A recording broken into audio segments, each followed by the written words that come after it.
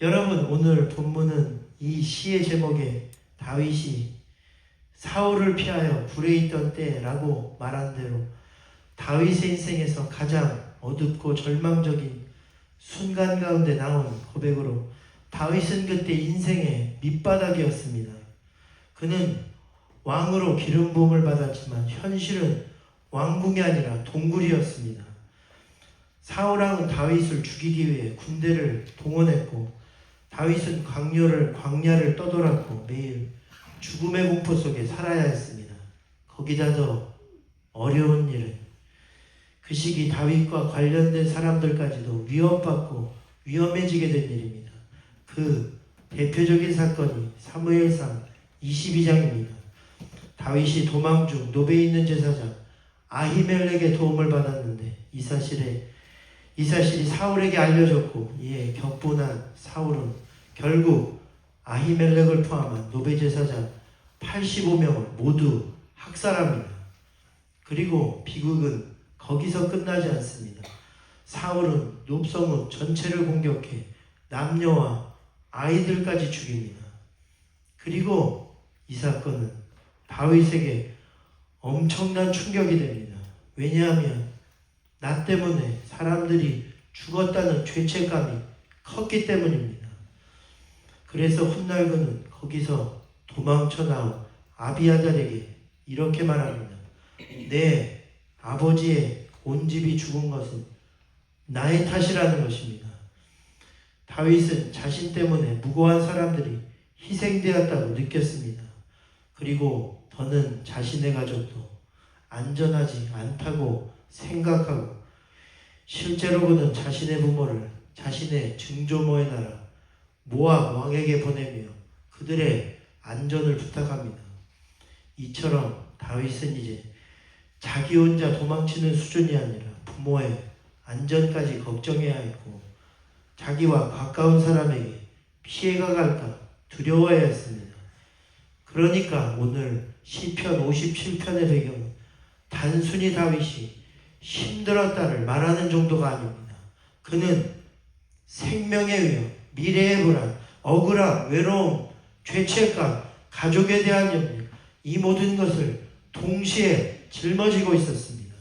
그런데 놀라운 것은 바로 그런 상황 속에서 다윗의 입에서 찬송이 터져나오기 시작한 것입니다. 그는 자신을 구원하실 하나님을 찬송했습니다. 본문 3절 7절에 보면 그가 하늘에서 인자와 진리를 보내사 나를 삼키려는 자의 비방에서 나를 구원하실지라. 그러므로 하나님이여 내 마음이 확정되었사오니 내가 노래하고 내가 찬송하리이다 말씀했습니다. 그래서 오늘 동굴입니다. 쫓기고 있습니다. 자신도 죽기 직전이고 자신과 연결된 무고한 사람까지도 희생되는 상황입니다. 하지만 다윗은 말합니다. 내가 하나님을 찬송하리라는 것입니다. 그렇습니다. 마찬가지로 오늘 우리 영혼의 가장 깊은 노래와 희망과 감사와 믿음의 찬송은 언제 나오는가? 오히려 어려울 때 아무 소망 없고 현실은 그대로이며 억울한 일은 계속되고 미래는 여전히 불안해도 하지만 그때 오히려 성도의 영혼 속에서는 하나님을 견고히 의지하며 인생에서 가장 깊은 노래와 찬송이 터져나오게 되는 것입니다. 그래서 오늘 성도의 찬송은 좋은 날에만 기쁜 날에만 나오는 찬송이 아닙니다. 오히려 어려울 때 터져나오는 찬송입니다. 그것이 바로 우리 영혼의 진짜 노래이자 진정한 찬송입니다. 하나님은 때로 우리 인생에 가장 어렵고 어두운 밤 속에서 가장 위대하고 아름다운 찬송을 만들어내시는 것입니다. 오늘 저와 여러분의 인생 가운데 그러한 축복이 있기를 간절히 축원드립니다. 베토벤이 가장 어려울 때 작곡한 유명한 곡이 있습니다. 그것은 바로 피아노 소나타 8번 비창입니다. 비창은 말 그대로 슬플 비에 아플 창, 비참하고 아프다는 뜻으로 베토벤이 평생 자신의 곡 중 두 곡에만 제목을 지었는데, 하나는 고별이라는 곡이고, 그리고 또 하나가 바로 오늘 소개하는 비창입니다. 그런데 이 곡이 더 특별한 것은 그가 이 곡을 그의 인생에서 가장 힘들 때, 가장 어려울 때 지었기 때문입니다. 그 시기는 바로 1798년 그의 나이 27살 때로, 그 시기 베토벤은 무명의 음악가로서 고향 독일 본을 떠나 오스트리아 빈으로 갔을 때였는데, 거기서 그는 점점 사람들에게 인정받은 젊은 음악가로서 주목받기 시작했습니다. 그런데 바로 그때 그의 귀에 문제가 생기기 시작했고, 처음엔 곧 괜찮아질 것이라고 생각했지만 시간이 지날수록 청력 이상은 점점 더 악화되었고, 그는 결국 깊은 절망과 고통 속에 빠집니다. 그런데 어느 날 그는 자신의 깊은 고통과 어려움을 음악으로 쓰기 시작했는데, 그것이 바로 비창입니다. 특히 이 곡의 1악장에 보면 제목 비창의 이름처럼 비장하고 슬프며 어둡고 격정적인 선율이 마치 폭풍처럼 몰아치는 것을 들을 수 있습니다.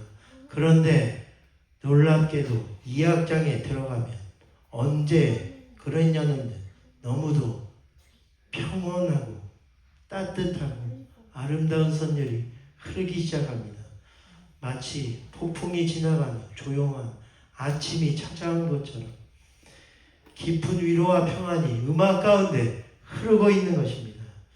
지금은 마지막으로 이 곡을 잠시만 함께 들어보고 설교를 마칩니다. 우리 한번 들려주시기 바랍니다.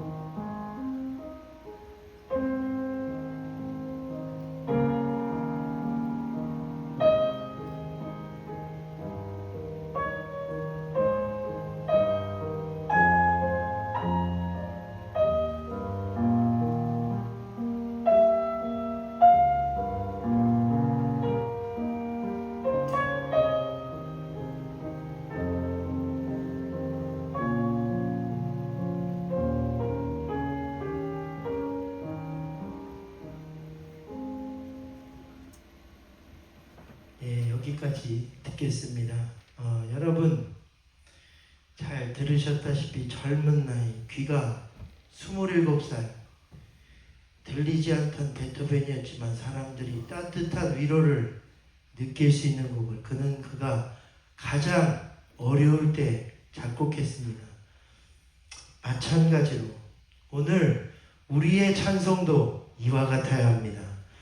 여러분이 도저히 찬송할 수 없을 때, 어려울 때, 동굴 속에 있을 때, 상황과 사람에게 쫓기며 배신과 눈물 속에 있을 때, 그러나 오히려 그때 하나님은 여러분의 인생 속에서도 가장 귀한 찬송과 노래가 터져나오게 하실 것입니다.